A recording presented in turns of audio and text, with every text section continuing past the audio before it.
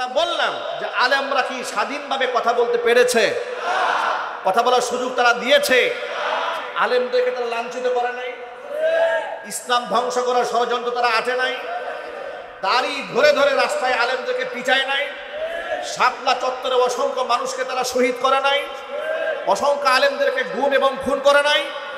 রাজনীতির আড়ালে যারা গুম করে খুন করে আলেমদেরকে জেলখানায় বন্দি করে জঙ্গি নাটক সাজিয়ে তাদের উপর অমানবিক নির্যাতন চালায়, পাশবিক নির্যাতন চালায়, তারা রাজনৈতিক দল হিসেবে বাংলার মাটিতে রাজনীতি করতে পারবে না। এটা শুধুমাত্র ওই ছাত্র জনতার দাবি নয়, এটা গোটা বাংলাদেশের আপামর জনসাধারণের দাবি। ঠিক কাজে বলতে হবে।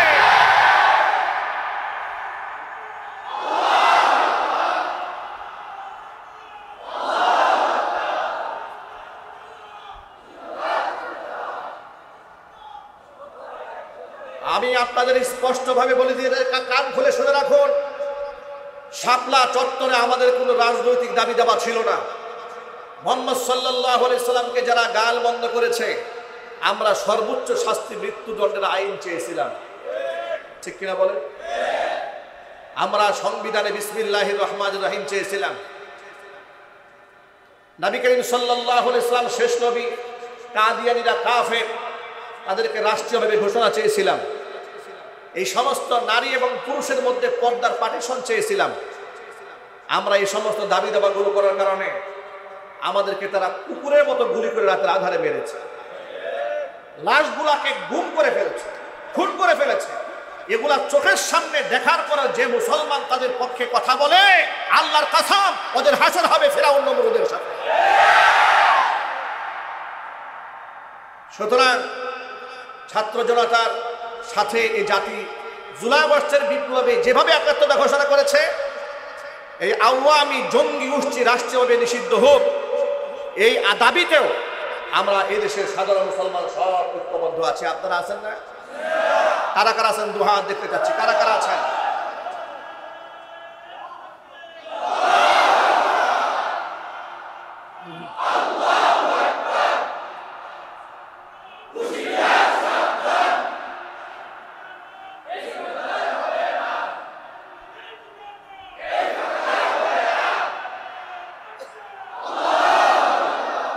আপনাদের ভুলে যাওয়ার কথা নয়, 2021 সালে নরেন্দ্র মোদীকে আশাকে কেন্দ্র করে এই বুটবাজারে যখন আমরা আন্দোলন করেছিলাম, আমাদের উপর হামলা করার জন্য লাঠিয়াল বাহিনী নিয়ে ওরা দাঁড়িয়েছিল চিপাই চাপাই।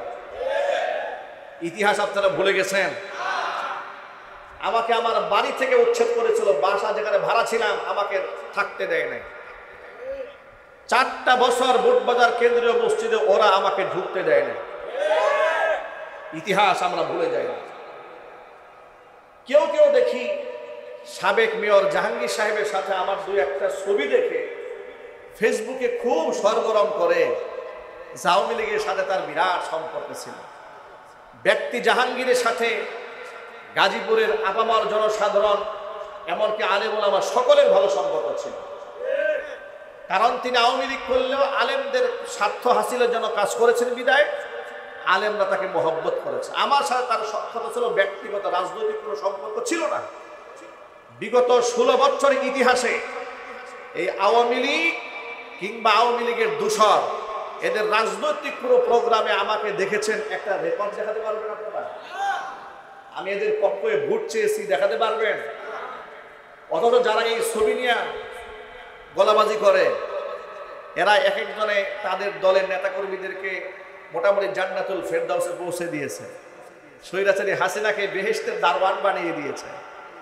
এগুলা করে ভোলা পানিতে মাছ শিকার করার কোনো সুযোগ নাই। আমি যদি আওয়ামী লীগের আমলের সুযোগ সুবিধা নিতে পারতাম, তাহলে এই 4-5টা মামলার আসামি আমার আওয়ামী লীগের আমলে হতে হতো না। আমাকে মসজিদ ছাড়তে হতো না, আমাকে বাড়ি ছাড়তে হতো না, আমাকে বছরের পর বছর কোর্টের বারান্দায় গিয়ে হাজিরা দিতে হতো না। যদি আমি আওয়ামী লীগের পক্ষে থাকতাম, আওয়ামী লীগের সেন্ট্রাল পর্যন্ত জানে গোটা বাংলাদেশে আওয়ামী জাহিলিয়াতের বিরুদ্ধে যদি কেউ বজ্রকণ্ঠ থাকে, আব্দুর রহিম আল মাজিদ তার প্রথম সারিতে একজন আছে।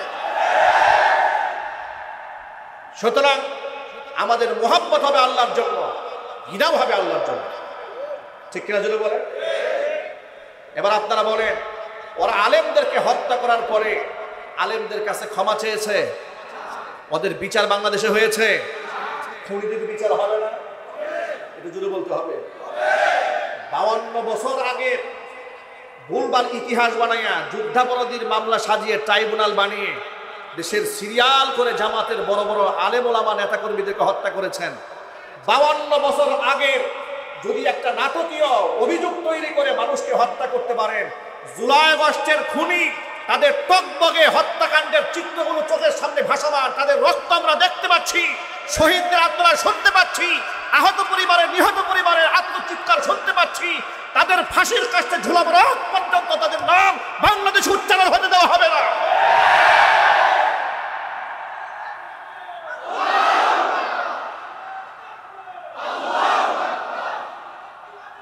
অন্তর্বর্তীকালীন সরকারের এহেন আচরণে আমরা মারাত্মক ক্ষুব্ধ এবং ব্যথিত। ঠিক কিনা জুড়ে বলেন। গতকালকে কুখ্যাত তৎকালীন যুগের একজন এমপি, স্পিকার, রাষ্ট্রপতি আব্দুল হামিদ, পত্রিকাতে পেলাম দেখি বিমানবন্দর দিয়ে একেবারে মেহমানের মতো তিনি দেশ ছেড়ে চলে গেলেন। এরপরে স্বরাষ্ট্রমন্ত্রী ঘুম ভাঙলো, তিনি এখন কান্না শুরু করলেন, ওরা ইন্টারপোলের মাধ্যমে দেশে আনবেন, দেশে থাকা অবস্থায় একটা পশম উঠলাইতে পারেন নাই, ইন্টারপোলে ধরে নিয়ে আসবেন, ধান্দাবাজি বাদ দিয়ে দেন। প্রশাসনকে বলছি, আইবি রহমানকে গ্রেফতার করতে গিয়ে নারায়ণগঞ্জের নাটকীয়তা আপনারা করেছেন, আপনাদের প্রতি তো এদেশের মানুষের ঘৃণা এবং অভিশাপ কি পরিমাণ আছে, আর পাপ আপনারা কেমন করছেন তার তো হিসাব নাই। সুতরাং এখনো পর্যন্ত খুনিদের সাথে আপনারা এখনো আচরণ করলে তাহলে অবশ্যই অপরাধ ট্রাইব্যুনাল একদিন আপনাদেরকে দাঁড়াতে হবে ইনশাআল্লাহ। এদেশের মুসলমানদের রক্তের সাথে বেইমানি করবেন না, জুলাই আগস্টের চেতনার সাথে বেইমানি করবেন না, এদেশের মুসলমানদের রক্তের সাথে বেইমানি করবে না। যারাই করবে তাদেরকে জিল্লতির মালা গলায় নিয়ে দুনিয়া থেকে বিদায় হতে হবে। আপনারা ঐক্যবদ্ধ আছেন না ইনশাআল্লাহ? বৃহত্তর কোনো আন্দোলনের ডাক আসলে আপনারা কি সারা দিতে রাজি আছেন ইনশাআল্লাহ? না কোনো ভয় আছে আপনাদের? কোনো ভয় আছে? আজকে দেখুন ভারত এর পাকিস্তান যুদ্ধ শুরু হয়ে গেছে। সেই পাকিস্তানকে আমরা উন্মুক্তভাবে আমরা আজকে বলতে চাই, ভারত পাকিস্তান যে যুদ্ধ শুরু হয়েছে, এই যুদ্ধের অবশ্যই আমরা পাকিস্তানের পক্ষ অবলম্বন করব। কারণ এই যুদ্ধের দামামা তারা বাজিয়েছে, তারাই কাশ্মীরে নিজেরা নাটকীয়ভাবে মানুষদেরকে হত্যা করে উস্কানি দিয়ে যুদ্ধ লাগিয়ে দিয়ে মুসলমানদের বাড়িঘর আগুন দিয়ে পুড়িয়ে দিচ্ছে। গত পরশুদিন দেখেছি ভারতের বিরাট একটা মহিলা মাদ্রাসার মধ্যে তারা হামলা করে আমার মুসলিম মা বোনদের শ্লীলতাহানি করছে, তাদেরকে টর্চার করছে, রক্তাক্ত করে প্রতিষ্ঠান থেকে বের করে দিচ্ছে।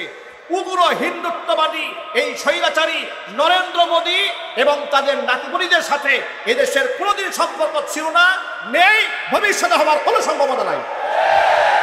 তাদের পক্ষে বাংলাদেশে যারা কথা বলবে আওয়াজ উঠাতে হবে সকলকে। ভারতের পক্ষে বাংলাদেশের যতগুলো দালাল আছে প্রত্যেকটাকে পিটাইয়া গাছের সাথে ঝুলাই রাখতে হবে। আপনারা রাজি আছেন কিনা আমি দুহাত দেখতে চাচ্ছি।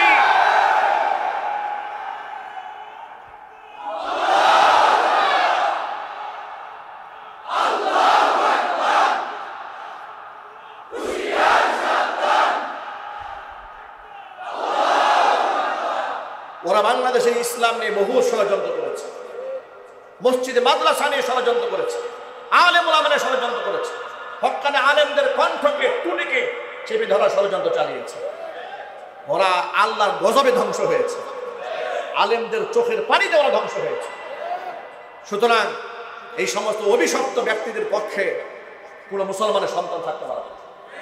মুসলমানদের একটাই চাওয়া হবে, এই খুনি ফ্যাসিস্ট এদের বিচার বাংলাদেশে হতেই হবে।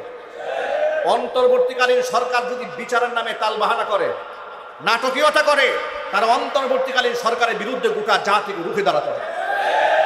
সেটা ধর্মহীনভাবে তারা পরিচালনা করার জন্য প্রচেষ্টা চালাচ্ছে, সমাজকে ধর্মহীন করার জন্য পায়তারা চালনা করছে। আমি আপনাদের সকলে জ্ঞাতার্থে একটা আওয়াজ দিতে চাই, সমাজের কিছু মানুষ আপনাকে জান্নাতের পথে ডাকবে, কিছু মানুষ আপনাকে জাহান্নামের পথে ডাকবে, কিছু মানুষ আপনাকে পরকালমুখী করবে, কিছু মানুষ আপনাকে দুনিয়ামুখী করবে। দুনিয়াতে যে সমস্ত ব্যক্তিরা মানুষকে দুনিয়ামুখী করে, আল্লাহকে ভুলিয়ে দেয়, এই সমস্ত মানুষগুলো কিয়ামতের বিভীষিকাময় দৃশ্য দেখার পরে আল্লাহকে ডেকে বলবে, আল্লাহ আমরা তো মূলত অপরাধী ছিলাম না, এই কিছু নেতা কর্মীদের অনুসরণ করতে গিয়েই তো মূলত আমরা আজকের এই কঠিন শাস্তির সম্মুখীন হচ্ছি। আল্লাহ তুমি এক কাজ করো, যে সমস্ত নেতারা আমাদেরকে তোমাকে ভুলিয়ে জাহান্নামী বানিয়েছে, আদাল্লুনা যারা আমাদেরকে গোমরাহ করেছে, ফাআতিহিম আযাবান যিফাম মিনান নার, আল্লাহ তুমি এদেরকে জাহান্নামের দ্বিগুণ শাস্তি প্রদান করো। কিয়ামতের দিন এরা আল্লাহকে বলবে, আল্লাহ পাক তখন বলবেন, ক্বালা লিকুল্লিন যিফু ওয়ালাকিন লা তা'লামুন, দ্বিগুণ শাস্তি শুধুমাত্র নেতারা ভোগ করবে না, যে সমস্ত অনুসারীরা আমার কোরআন বাদ দিয়ে, পরকালের চিন্তা চেতনা বাদ দিয়ে ওই সমস্ত নির্বোধ নেতা এবং নেত্রীদের আনুগত্য মেনে দুনিয়াতে মনচাহি জিন্দেগি যাপন করেছে, তাদের প্রত্যেকের জন্য জাহান্নামের দ্বিগুণ শাস্তি।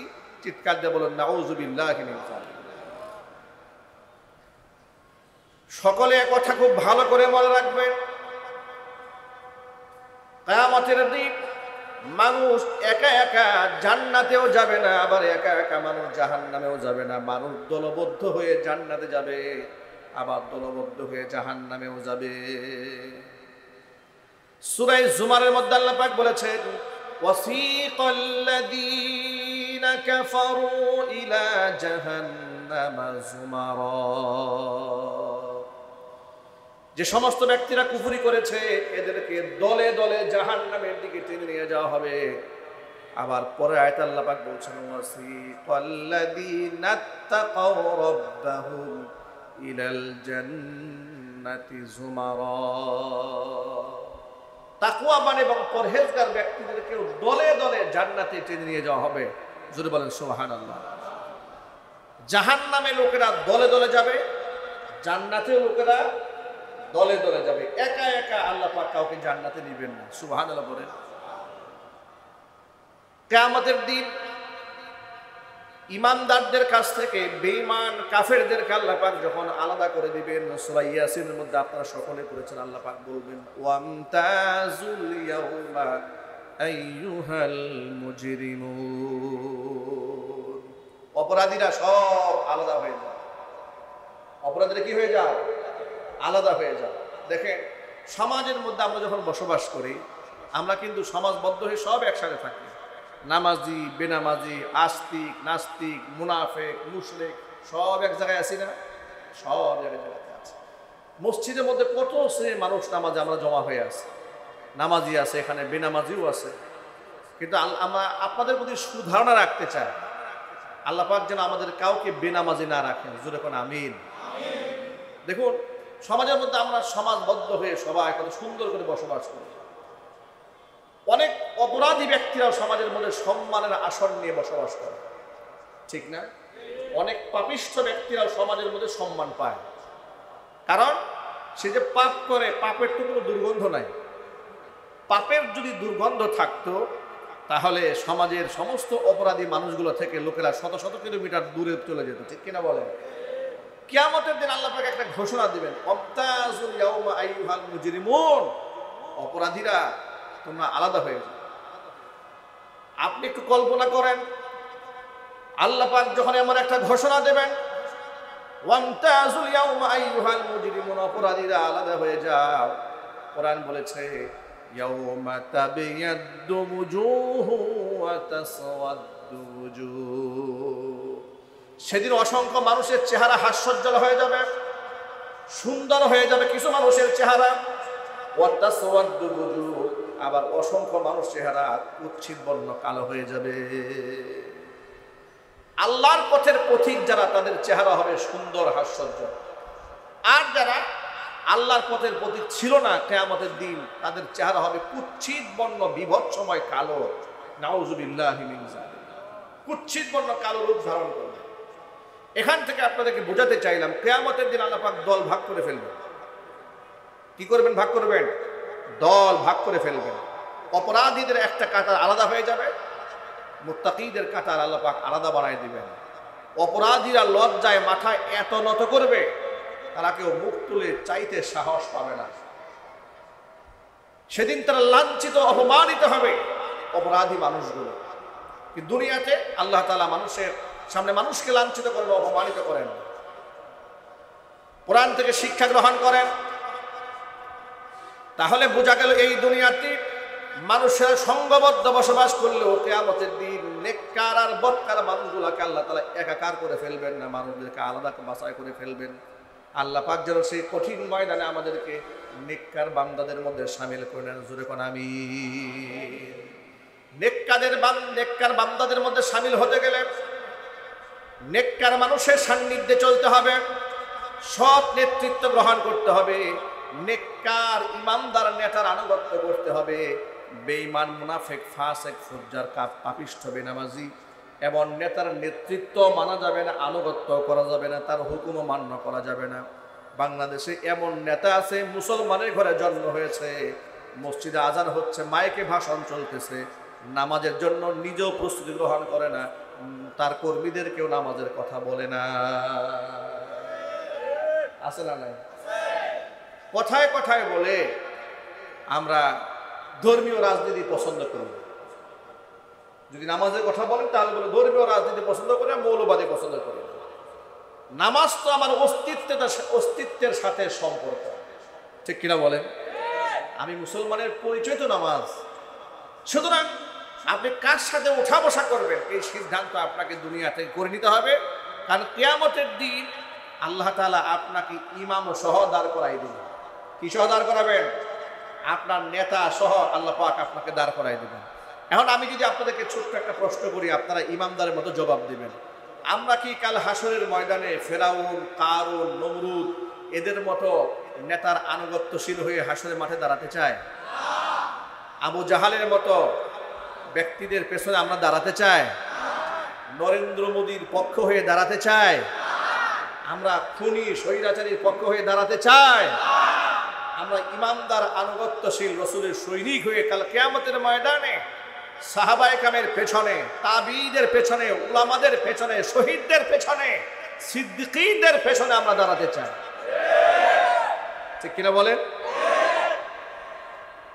রাষ্ট্রের রাজনীতিবিদ কোন দলের মানুষই আমাদের কাছে ঘৃণার পাত্র থাকে না, সকলে আমাদের কাছে ভালোবাসার পাত্র থাকে ততক্ষণ তারা কোরআন সুন্নাহর বিরুদ্ধে যায় না। যতক্ষণ আমাদের পুরো ভালোবাসাটাই নির্ভর করে এই কোরআনের উপর, ঠিক কিনা বলেন? আমরা কাকে ভালোবাসবো আর কাকে ঘৃণা করব এটা কোরআন আমাদের শিখিয়ে দিয়েছে। আমাদের মুহাব্বত আল হুব্বু ফিল্লাহ ওয়াল বুগযু ফিল্লাহ, আমাদের ভালোবাসা হবে আল্লাহর জন্য, কারো প্রতি ঘৃণা সৃষ্টি হবে সেটাও আল্লাহর জন্য হবে। আমাদের ব্যক্তিগত কোনো আক্রোশ নাই। আজকে গোটা বাংলাদেশে আওয়াজ উঠেছে আওয়ামী লীগকে নিষিদ্ধ করতে হবে। গোটা দেশে আওয়াজ উঠেছে, ছাত্র জনতা আন্দোলন করছে, রাজনীতিবিদরা তাদের সুর মিলাচ্ছে, আলেম ওলামারা তাদের সাথে একাত্মতা ঘোষণা করে রাজপথে ঝাঁপিয়ে পড়ছে।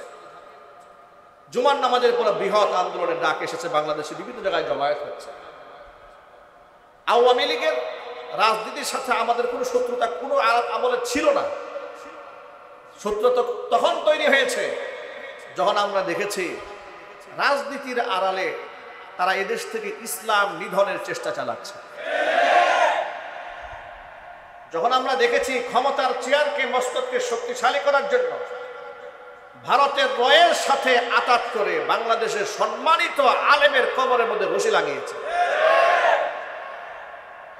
যখন দেখেছি নরেন্দ্র মোদীকে খুশি করার জন্য 2600 আলেমের নামে মিথ্যা মামলা দিয়েছে, মাহফিলের মঞ্চগুলো ভেঙে দিয়েছে, মাহফিল থেকে নিরাপরাধ আলেমকে গ্রেফতার করে জঙ্গি মামলায় গ্রেফতার দেখিয়ে বছরের পর বছর আটকায় রেখেছে।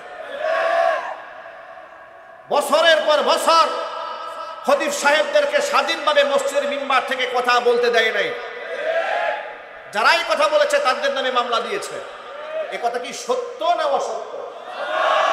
আমি যে কথাটা বললাম আমি আপনাদের সকলের কাছ থেকে সাক্ষ্য গ্রহণ করতে চাচ্ছি। আল্লাহ পাক আমাদের সংঘবদ্ধ হওয়ার থাকার তৌফিক দান করুন, জোরে করে আমিন। হাদিস শোনাই আপনাদেরকে।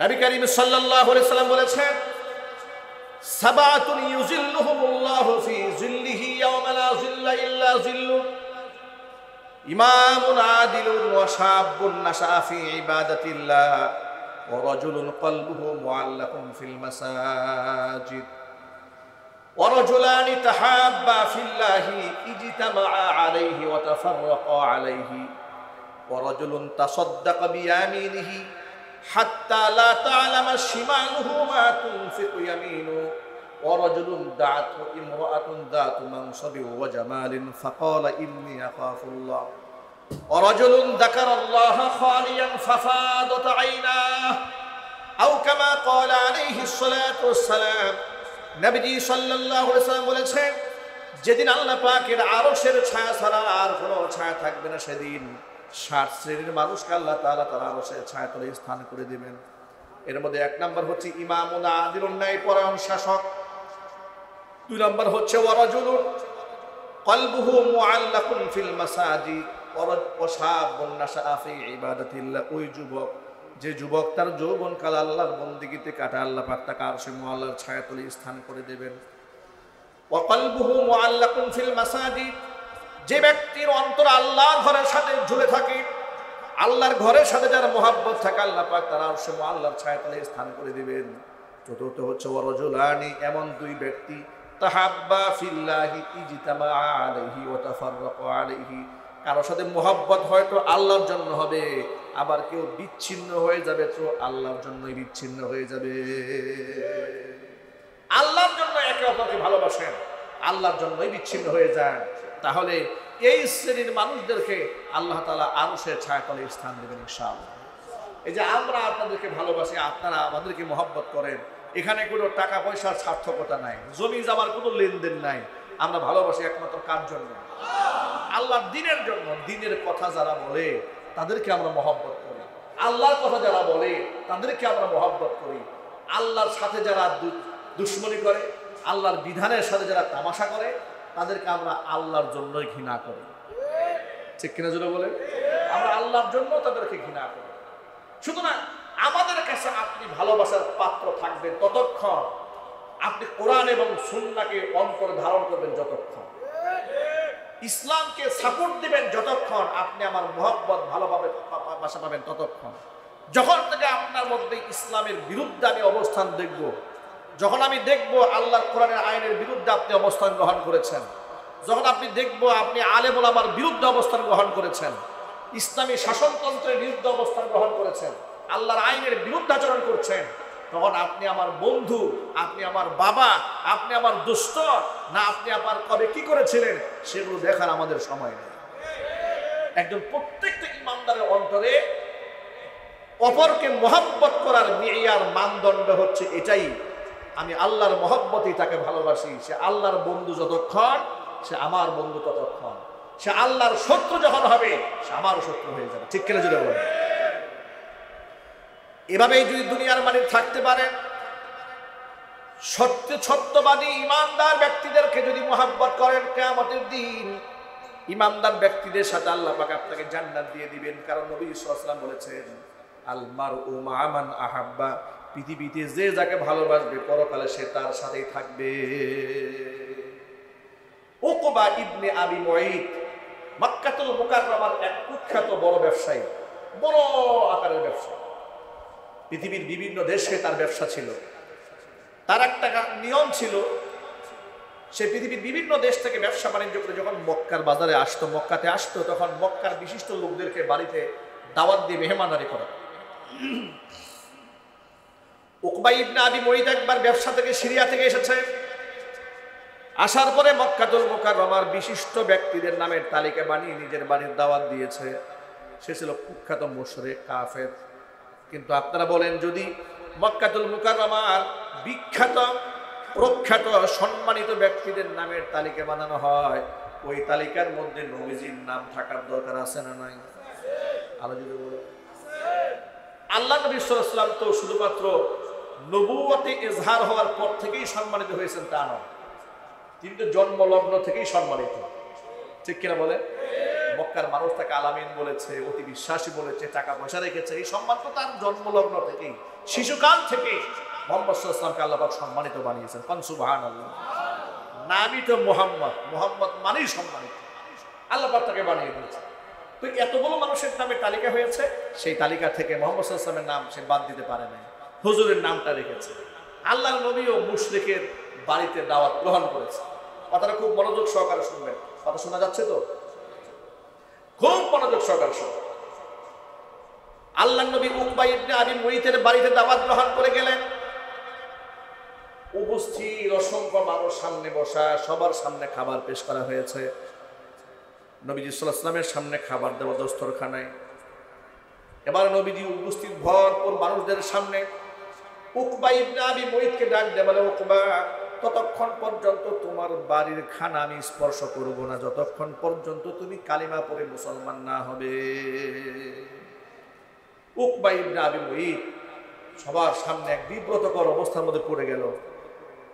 আবার মক্কাতুল মুকাররমার লোকদের এই একটা তবিয়ত ছিল যে বাড়ির মেহমান যেন কোনোভাবে অসম্মানিত না হয়।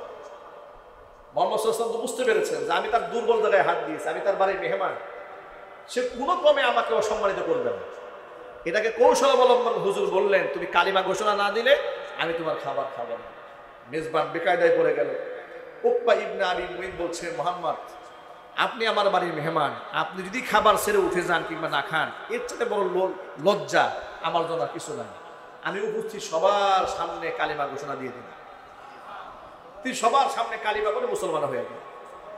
এই সংবাদটা এই উকবা ইবনে আবি মুইতের এক দুস্থ ছিল, মুহাম্মদ সাল্লাল্লাহু আলাইহি ওয়াসাল্লামের আরেক জানের দুশমন, তার নাম ছিল উবাই ইবনে খালফ। নাম কি?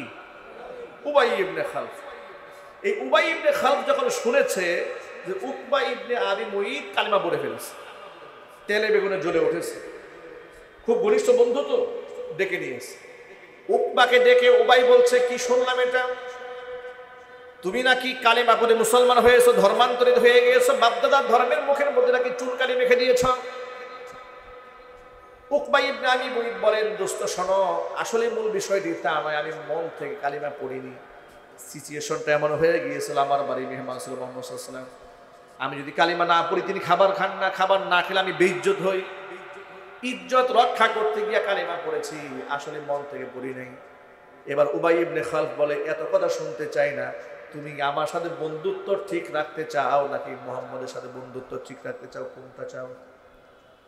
উবাই ইবনে খালফের কথা শুনে উকবা ইবনে আবি মুইত বলছে, আমি তোমার সাথে বন্ধুত্ব ঠিক রাখতে চাই। যদি আমার সাথে বন্ধুত্ব ঠিক রাখতে চাও তাহলে মুহাম্মদ সাল্লাল্লাহু আলাইহি ওয়াসাল্লামের কাছে যাবে, গিয়ে তার কালিমাটাকে ফিরিয়ে দিয়ে আসবে। আর ফিরিয়ে দিয়ে আসার সময় মুহাম্মদের মুখের মধ্যে থুতু মেরে আসবে।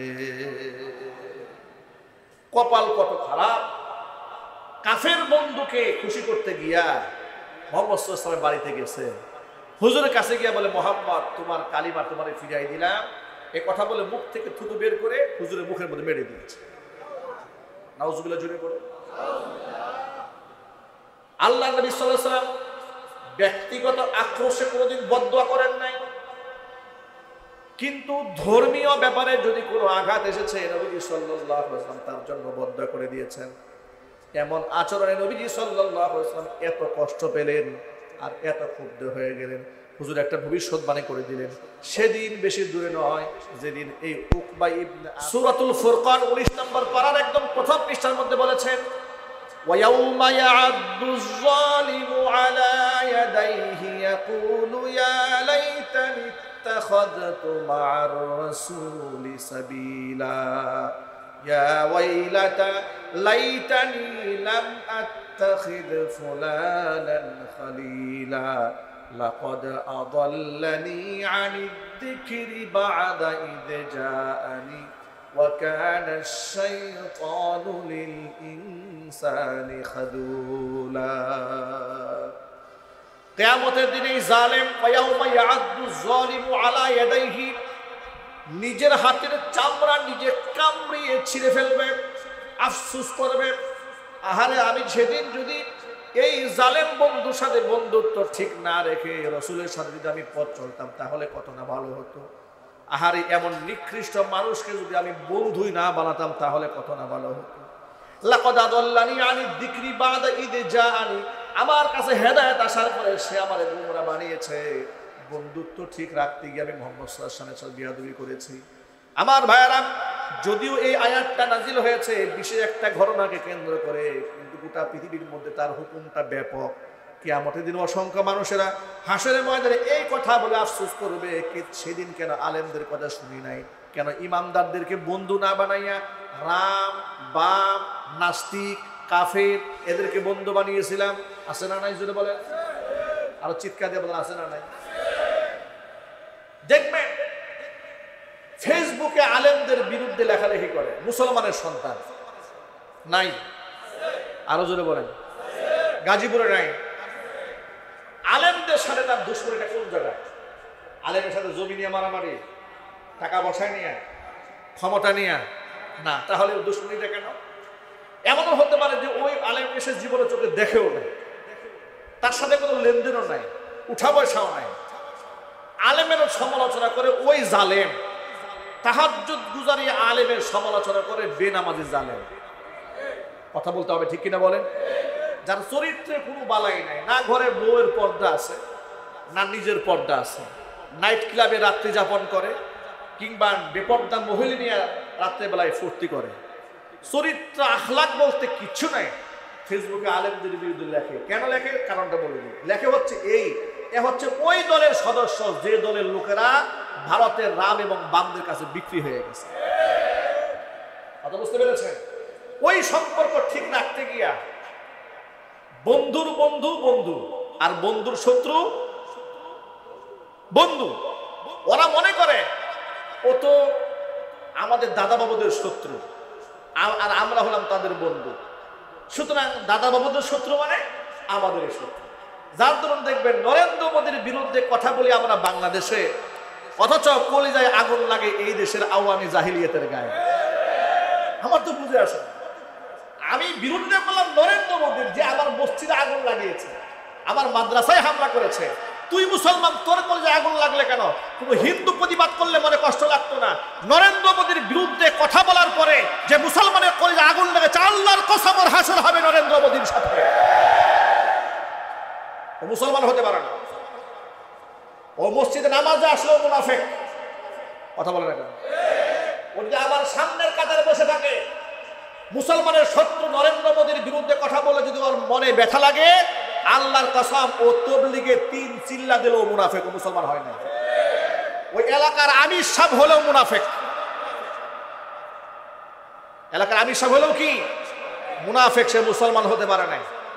কারণ মুসলমানের অন্তরে এরকম পরিষ্কার থাকতে হবে, আল্লাহর দুশ্মন আমার দুশ্মন, আল্লাহর বন্ধু আমার বন্ধু, কোরআনের বন্ধু আমার বন্ধু, মাদ্রাসার বন্ধু আমার বন্ধু, মাদ্রাসার শত্রু আমার শত্রু। ঠিক না ঠিক জুড়ে বলেন? সুতরাং কিয়ামতের দিন নিজের হাতের চামড়া আমরা কামড়ায় ছিঁড়তে চাই না, আমরা তাওহীদ পন্থীদেরকে বন্ধু বানায়া হাসরের ময়দানে উঠতে চাই। রাজি আছেন ইনশাল্লাহ? আমরা কি কোনো জালেমকে বন্ধু বানাবো? আর চিল্লাই বলেন, কোনো খুনিকে বন্ধু বানাবো? কোনো পাপিষ্ঠকে বন্ধু বানাবো? কোনো ক্ষুধাদ্রোহীকে বন্ধু বানাবো? বন্ধু বানাবো আল্লাহকে, বন্ধু বানাবো আল্লাহ, আল্লাহ রসুলকে, বন্ধু বানাবো আল্লাহর পথের পথিক যারা আছে তাদের। ইনশাআল্লাহ বলেন। আল্লাহ পাক যেন আমাদের সকলকে কবুল করেন, মঞ্জুর করেন। জোরে বলেন আমিন। হকের পক্ষে অবিচল থাকার তৌফিক আমাদেরকে দান করেন। আল্লাহ রাব্বুল আমিন সাহসী ইমানদার হিসেবে আমাদের সকলকে কবুল করেন, আমিন। ওয়া আখিরু দাওয়ানা আনিল হামদুলিল্লাহি রাব্বিল আলামিন।